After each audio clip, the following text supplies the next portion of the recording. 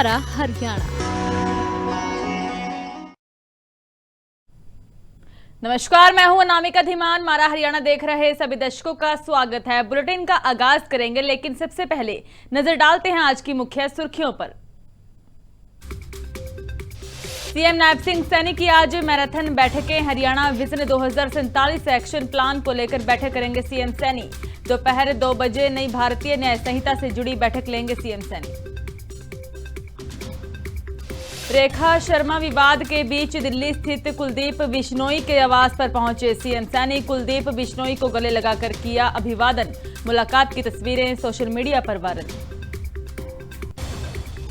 हरियाणा कांग्रेस ने अनुशासन को लेकर हाईकमान सख्त। कांग्रेस कार्यक्रमों पर एआईसीसी ने जारी किया बड़ा निर्देश। एचपीसीसी की अनुमति के बिना नहीं होगा कोई आंदोलन। रोहतक विवाद पर गरमाई सियासत। हरियाणा आईपीएस एसोसिएशन ने दी कड़ी प्रतिक्रिया। अर्जुन चौटाला के व्यवहार की कड़े शब्दों में की निंदा। एक्शन मोड में दिखे खेल राज्य मंत्री गौरव गौतम ने यात्रियों को छोड़कर निकली रोडवेज बस को रुकवाया। बस न रोकने पर ड्राइवर और कंडक्टर को लगाई फटकार। सुपर 100 संस्थान बरना में परितोष कार्यक्रम आयोजित। कुरुक्षेत्र डीसी विश्राम कुमार मीणा ने की शिरकत। सुपर 100 के 91 विद्यार्थियों का जेईई एडवांस में चयन। पंचकुला में फर्जी कॉल सेंटर पर साइबर पुलिस का बड़ा छापा। सेक्टर 2 मार्केट स्थित ऑफिस से हिरासत में लिए 21 लोग। साइबर पुलिस ने 4 मुख्य आरोपियों को किया गिरफ्तार। भिवानी में प्रदीप हत्याकांड का खुलासा। पुलिस ने मुख्य आरोपी समेत 6 को किया गिरफ्तार। आरोपियों ने पुरानी रंजिश के चलते की थी युवक की हत्या। फरीदाबाद में विवाहिता की संदिग्ध मौत से सनसनी। परिजनों ने हत्या बताते हुए लगाए गंभीर आरोप। पति और उसकी कथित प्रेमिका पर हत्या का आरोप। सूरजकुंड की पहाड़ियों में मिले गौवंश के शव मिलने से मचा हड़कंप। नगर निगम के पशु यार्ड को लेकर उठे गंभीर सवाल। गोरक्षा दल ने मौके पर पहुंचकर जताया विरोध।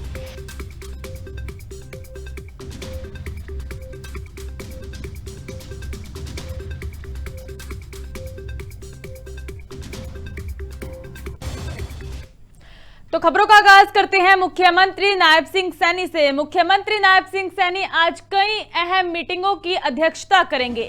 आज मैराथन बैठकें होंगी हरियाणा विजन 2047 को लेकर, एक्शन प्लान को लेकर, जो कि लगातार मीटिंगें हरियाणा सरकार की ओर से की जा रही हैं। मुख्यमंत्री नायब सिंह सैनी काफी सख्त नजर आ रहे हैं और एक्शन में हैं।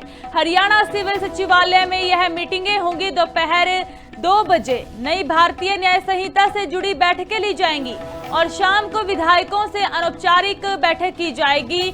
शाम 5 बजे मंत्रियों के साथ बातचीत की जाएगी। आज कई मैराथन बैठकें मुख्यमंत्री नायब सिंह सैनी की ओर से की जानी हैं। मैराथन बैठकों में कई मुद्दों को लेकर चर्चा होगी, परियोजनाओं को लेकर चर्चा की जाएगी। हरियाणा विजन 2047 को लेकर लगातार नायब सरकार एक्शन में नजर आ रही है। दोपहर 2 बजे भारतीय न्याय संहिता से जुड़ी बैठक की जाएगी।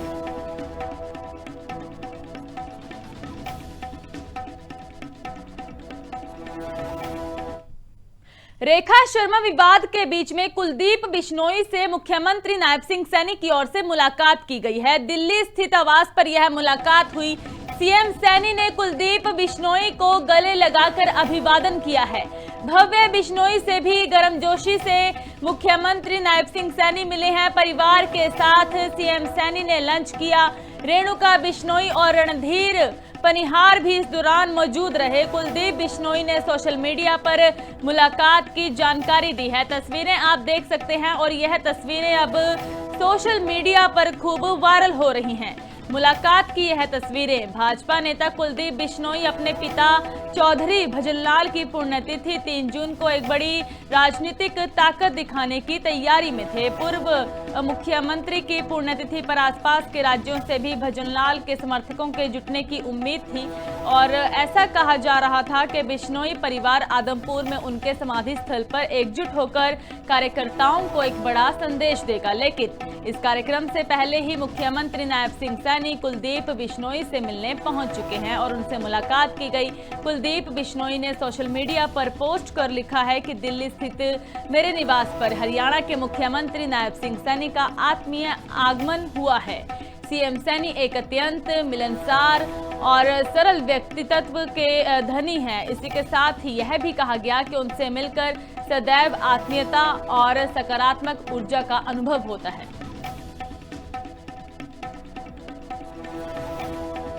हमारे साथ नेशनल एडिटर सुदेश नैनमोर फोन लाइन पर जुड़ चुके हैं। सुदेश, क्या कुछ जानकारी है? आज यह मुख्यमंत्री नायब सिंह सैनी की ओर से मुलाकात की गई है। बिल्कुल अनामिका, काफी महत्वपूर्ण मुलाकात इसे आप कह सकते हैं राजनीति के लिहाज से, क्योंकि पिछले दिनों आपने देखा था जब 24 अप्रैल को नगर निगम चुनाव के प्रचार के दौरान राज्यसभा सांसद रेखा शर्मा की तरफ से स्वर्गीय भजनलाल जो पूर्व मुख्यमंत्री हैं उनको लेकर एक टिप्पणी की गई थी। उसके बाद से बिश्नोई परिवार काफी नाराज था।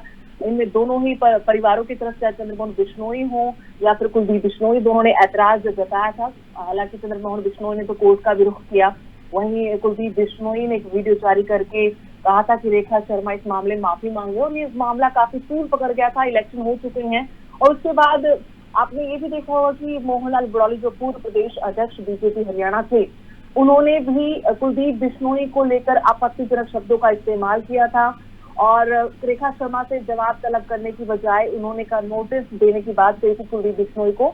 इस मामले पर वो नोटिस देंगे जो वीडियो उन्होंने जारी की रेखा शर्मा के लिए जैसे शब्दों का इस्तेमाल किया है। और अब मोहनलाल बड़ौली की भी छुट्टी हो चुकी है। नई पार्टी प्रदेश जो अध्यक्ष हैं वो डॉक्टर अर्चना गुप्ता को बना दिया कि कल वो पदभार ग्रहण करेंगी। तो डैमेज कंट्रोल के तौर पर आप इसे देख सकते हैं अनामिका, क्योंकि 3 जून को यानी कल स्वर्गीय भजनलाल की पुण्यतिथि है और लगातार ये अटकलें लगाई जा रही थी कि बिश्नोई परिवार, कुलदीप बिश्नोई का जो परिवार है, इस दिन कोई बड़ा राजनीतिक संदेश अपने कार्यकर्ताओं के बीच में आदमपुर से दे सकता है। उससे पहले कल मुख्यमंत्री उनके दिल्ली आवास पर जाते हैं, बकायदा उनके साथ लंच करते, पूरा परिवार वहां पर मौजूद था।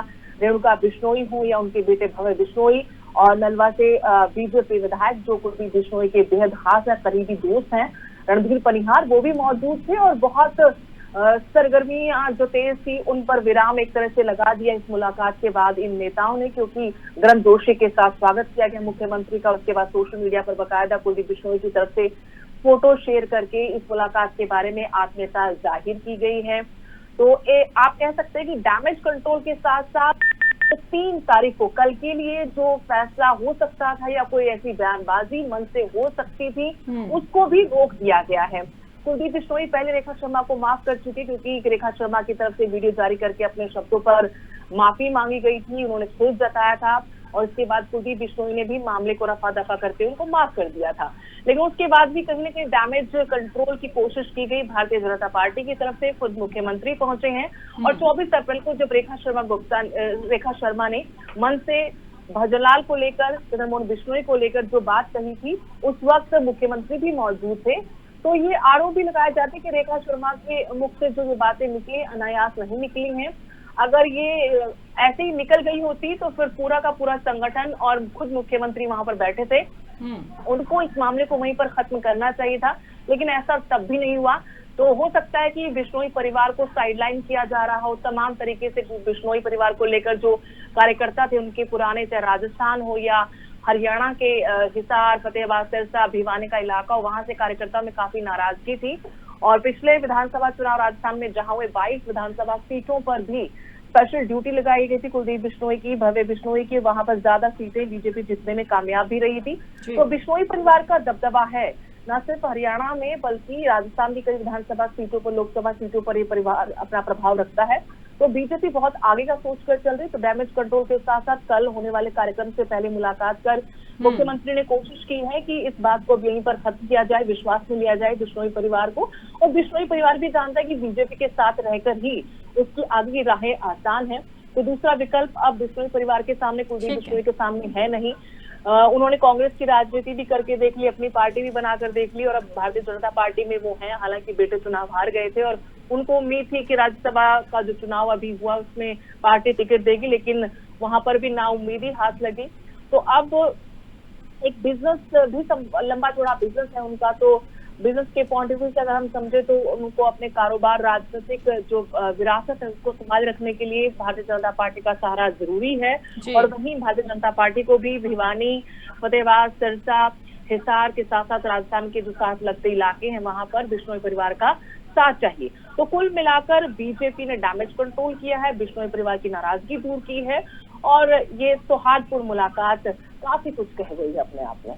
ठीक है सुदेश, बहुत बहुत धन्यवाद जानकारी देने के लिए, हमारे साथ जुड़ने के लिए। तो बिश्नोई परिवार के साथ मुलाकात की गई है मुख्यमंत्री नायब सिंह सैनी की ओर से। जो अटकलें लगाई जा रही थी कि बिश्नोई परिवार में नाराजगी है, कुछ मनोमिटाव है, उसको दूर किया गया है।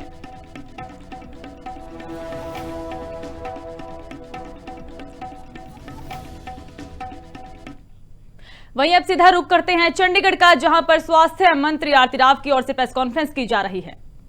पाएंगे और इसके अलावा 766 जो हमारे पीएचसी, सीएचसीज, अर्बन ब्लॉक हेल्थ क्लिनिक्स हैं, सब सेंटर्स हैं, उनको मुख्यमंत्री जी ने मंजूरी दी है और 766 नए हेल्थ जो हमारे हेल्थ सेंटर्स हैं वो बनने जाएंगे।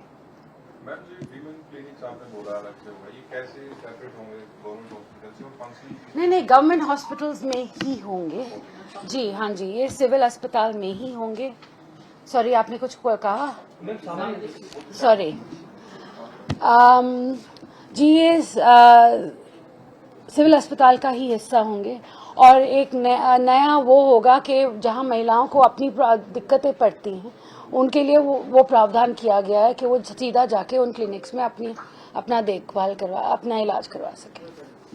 मैम टेली ईसीजी कैसे होगी, मतलब क्या इतना इंफ्रास्ट्रक्चर होगा? जी जी, ईसीजी मशीनें लगाई जा रही हैं, तो बिल्कुल इंफ्रास्ट्रक्चर है पीएचसीज में। सॉरी मैं टेली ईसीजीज के लिए ईसीजीज प्रदान की जा रही हैं हर पीएचसी में और वहाँ पे डॉक्टर्स भी होंगे ताकि वहाँ पे मॉनिटर हो सके और साथ साथ टेली पे क्योंकि आपका एक बार ईसीजी हो जाता है वो ऑनलाइन चला जाएगा और जो डॉक्टर देख रहा है वहाँ पे ऑनलाइन वो बता सकेगा कि अगर आपको कोई प्रॉब्लम है या नहीं। जो महिला क्लिनिक होंगे वो जिला अस्पताल के अंदर ही होंगे या अलग से होंगे? नहीं, जिला अस्पताल में। हाँ जी जी, हर डिस्ट्रिक्ट में अस्पताल में ही है।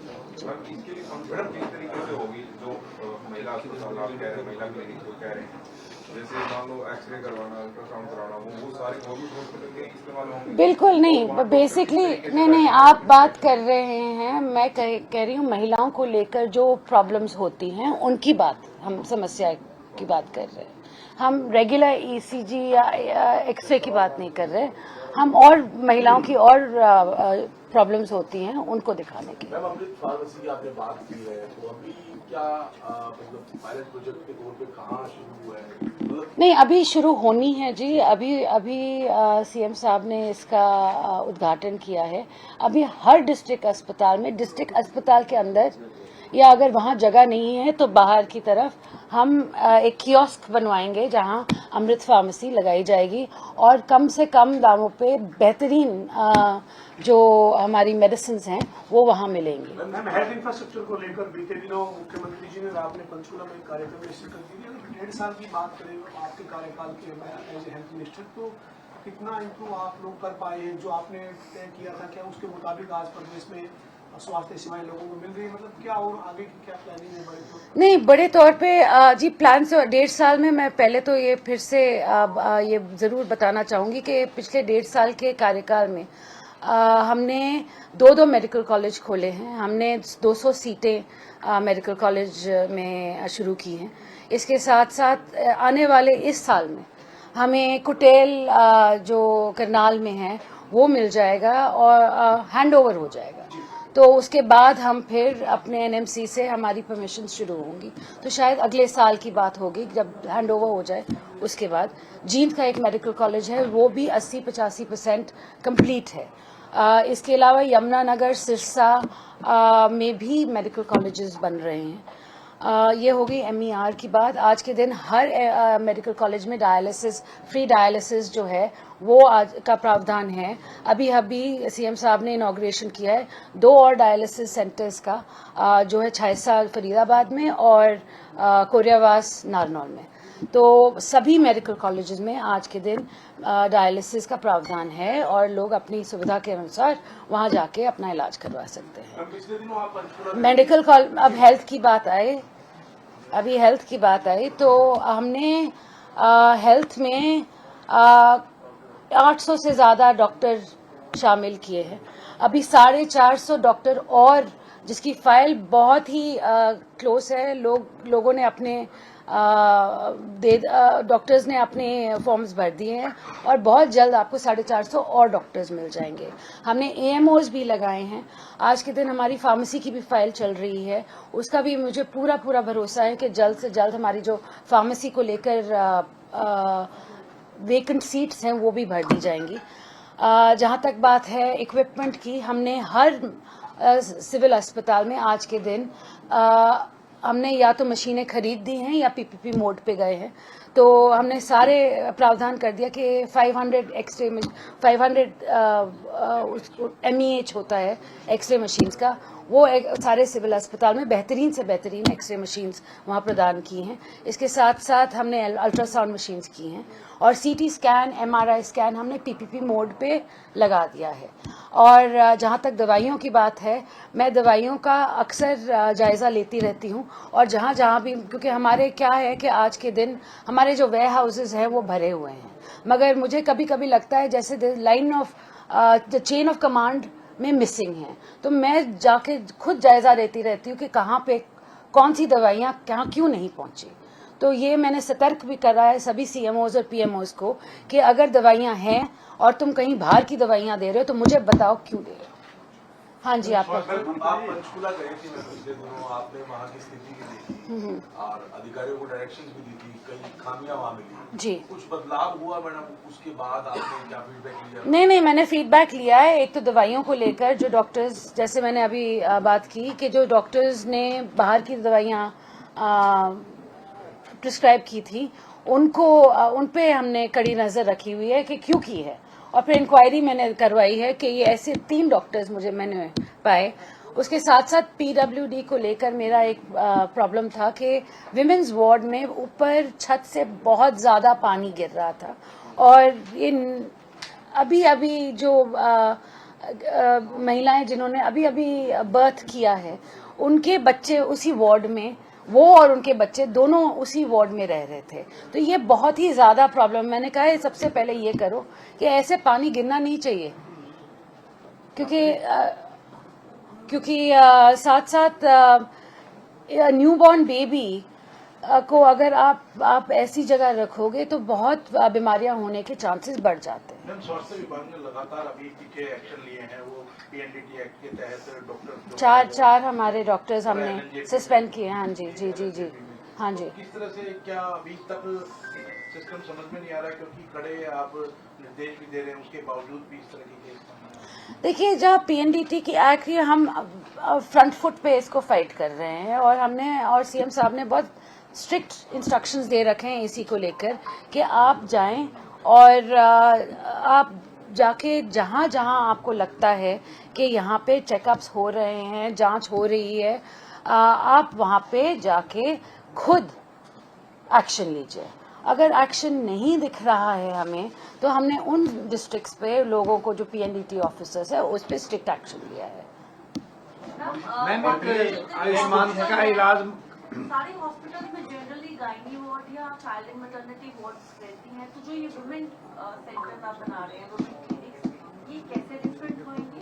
So once a week, एक हफ्ते में एक बारी, they will be only for the women of तो आई थिंक थर्सडे या फ्राइडे जो है, जो महिलाओं के लिए स्ट्रिक्टली रहेगा जी। आयुष्मान जो पीछे का जो डेटा है वो जनरली ये कहते हाँ, एक सेकंड, सॉरी। आयुष्मान भारत जो है हाँ। उसके तहत काफी ज्यादा चेंजेस आए हैं धरातल पे, क्योंकि पीछे का डेटा ये कहता है कि जो क्योंकि फ्री इलाज हो रहा है तो ज्यादा से ज्यादा महिलाओं का इलाज जो है वो हो पा रहा है, क्योंकि पहले महिलाएं बहुत इग्नोर्ड होती थी, अब फ्री इलाज है, क्योंकि ये पीजीआई का डेटा बोलता है। तो हरियाणा में क्या स्थिति है आयुष्मान भारत जी चेंज हुआ है? जी, मैं कहूँगी सभी तौर पे हमारे माननीय प्रधानमंत्री जी का हमेशा फोकस रहा है कि महिलाओं को लेके हम बेहतर जो भी योजनाएं हैं वो प्रदान करें, और स्वास्थ्य को भी लेकर हमने जब से नई सरकार बनी है हमारा फोकस यही रहा है कि विमेन एंड चाइल्ड, तो तब से ही हमने विमेन और चाइल्ड विंग्स हर अस्पताल में शुरू कर दिए हैं। हमने साथ साथ जहाँ जहाँ हमने आज के दिन 100 we've got the gynecologists, we've got the anesthesiologists, and the we've got gynecologists, anesthesiologists and pediatricians in every district, ताकि आगे चल के जहाँ जहाँ भी जो ट्रायड है, जहाँ महिलाओं को ज़रूरत है ऑपरेशंस की, क्योंकि सारी नेचुरल बर्थ्स नहीं होती, कोई प्रॉब्लम्स होती हैं बर्थ्स में, तो हमने ये भी कर रखा है कि महिलाओं को जहाँ कम से कम दिक्कत हो और पहले ही पता चल जाए कि यहाँ पे कोई इशू होने वाला है और इनको ऑपरेशन की ज़रूरत पड़ेगी, तो उसके तहत उनका ऑपरेशन भी हम शेड्यूल करवा देते हैं। तो हॉस्पिटल का जो इशू है जिसमें डॉक्टर ने इस तरीके की जो हरकत की, जी कार्रवाई हालांकि आपने की है जी, क्या मैसेज है और डॉक्टर्स के लिए इस तरीके? नहीं जी, मैसेज बहुत क्लियर है हमारी सरकार से। हमारे मुख्यमंत्री जी को से भी मैंने बात की थी इस बारे में, कल ही परसों की थी, और मैंने ये सीएम साहब ने भी स्ट्रिक्ट इंस्ट्रक्शंस दिए हैं और मैंने भी कहा है कि यहाँ पे एक तो कैसे हो सकता है, सिक्योरिटी लैप्स कैसे हो सकती है, ऐसी होनी नहीं चाहिए, और आगे चल के अगर कोई भी ऐसा कदम उठाने की सोचता भी है तो आप सोच लीजिए ये सरकार आपको बख्शेगी महिलाओं की सेफ्टी इंश्योर करने के लिए कोई सेक्शन दिए हो सरकारी अस्पतालों में? नहीं, बिल्कुल हमने वहीं हरियाणा कांग्रेस ने अनुशासन को लेकर हाईकमान सख्त नजर आ रहा है। कांग्रेस कार्यकर्ताओं पर एआईसीसी ने बड़ा निर्देश जारी किया है।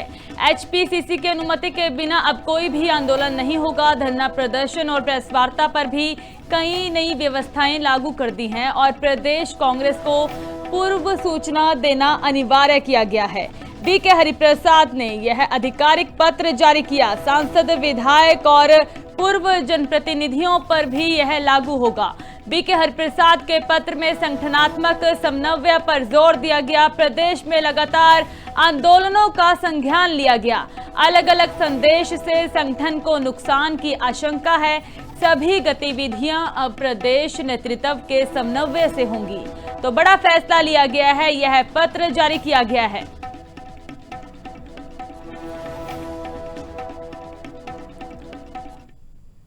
रोहतक विवाद पर अब सियासत गर्माती हुई नजर आ रही है। हरियाणा आईपीएस एसोसिएशन ने बड़ी और कड़ी प्रतिक्रिया दी है। अर्जुन चौटाला के व्यवहार की कड़े शब्दों से निंदा की है। प्रदर्शन के दौरान डीसी और एसपी से तीखी बहस हुई थी। विधायक पर अधिकारियों से अभद्रता का आरोप लगा है। चर्चा में एसपी गौरव राजपुरोहित के साथ नोकझोंक हुई है और सोशल मीडिया पर वीडियो यह खूब वायरल हुआ और आईपीएस एसोसिएशन ने एक्स पर पोस्ट कर इसकी आपत्ति जताई।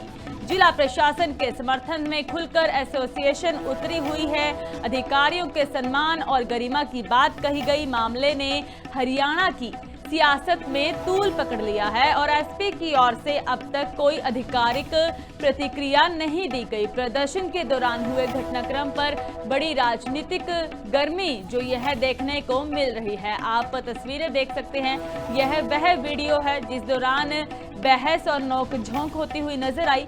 वहीं हरियाणा आईपीएस एसोसिएशन की ओर से एक पोस्ट शेयर की गई है। पोस्ट में इस वीडियो की, इस नोकझोंक की कड़ी निंदा की गई है।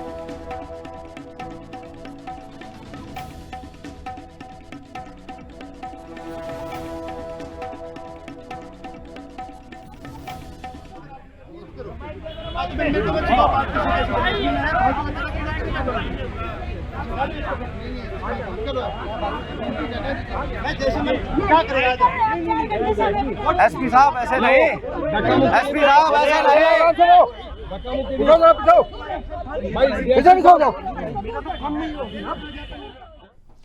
खेल राज्य मंत्री गौरव गौतम एक्शन मोड में नजर आ रहे हैं। यात्रियों को छोड़कर निकली रोडवेज की बस को रुकवाया गया। बस न रोकने पर ड्राइवर और कंडक्टर को फटकार लगाई गई है। बस स्टॉप पर खड़ी महिलाओं ने इस दौरान रुकने का संकेत दिया था। मंत्री ने काफिला रुकवाकर बस का पीछा किया। बस रुकवाकर कर्मचारियों को सख्त चेतावनी दी। तस्वीरें आप देख सकते हैं। यात्रियों को छोड़ने पर कार्रवाई की बात कही गई है। मंत्री के निर्देश पर बस को वापस बस स्टॉप भेजा गया। महिलाओं और अन्य यात्रियों को इस दौरान बस में बिठाया गया। सभी यात्रियों को सवार करने के बाद बस वहां से फिर से रवाना हुई। तो यह कड़ा एक्शन देखने को मिला खेल राज्य मंत्री गौरव गौतम का। मंत्री के निर्देश पर बस को वापस भेजा गया। बस स्टॉप वहां से बस में सवारियों को भरा गया, महिलाओं को बिठाया गया और फिर से बस को रवाना किया गया। यात्रियों को छोड़कर निकली रोडवेज की बस को मंत्री के काफिला रुकवाकर मंत्री की ओर से बस को रुकवाया गया है और इस दौरान संचालकों को भी फटकार लगाई है।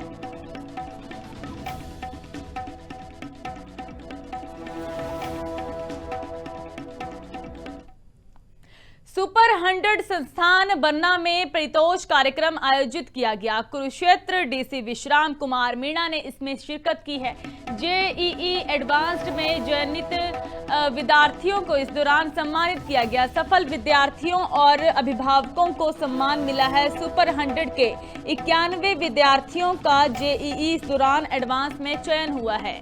सीएम समन्वय करते हैं संस्थान की नियमित समीक्षा उनकी ओर से कहा गया।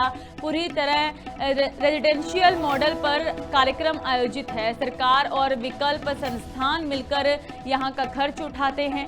विद्यार्थियों के परिवारों पर कोई भी आर्थिक बोझ नहीं पड़ता। मुझे बड़ी खुशी है आपके साथ साझा करते हुए कि आज IIT JEE का जो है रिजल्ट आया है और रिजल्ट में हमारे 90 से ज़्यादा लगभग 100 के करीब जो बच्चे हैं उन्होंने क्वालिफाई किया है। 313 बच्चे ऐसे थे जो मैथ स्ट्रीम से यहाँ तैयारी कर रहे थे, उनमें से 235 ने जेईई एडवांस क्वालिफाई किया था और उसके बाद अब तक हम 205 का रिजल्ट देख चुके हैं और बचे हुए बच्चों का रोल नंबर और वो रिजल्ट हम देख रहे हैं। उनमें से 90 सिलेक्शन अभी कन्फर्म हो चुके हैं और जो बचे हुए 30 बच्चे हैं उनमें से भी हम उम्मीद करें कि 10 से 15 बच्चे होंगे। और ये जो सफलता का रेशियो है वो 35% है जितने बच्चे जो एडवांस में दिया है, जो कि कुल इस एग्ज़ाम में जितने बच्चे अपेयर हुए थे जो कराया गया था उसमें 22% ही बच्चे सफल हुए हैं एडवांस वाले और जिनका सिलेक्शन हुआ है। खबरों का सिलसिला इसी तरह जारी रहेगा। आप जुड़े रहे लिविंग इंडिया न्यूज के साथ। मुझे दीजिए इजाजत। धन्यवाद।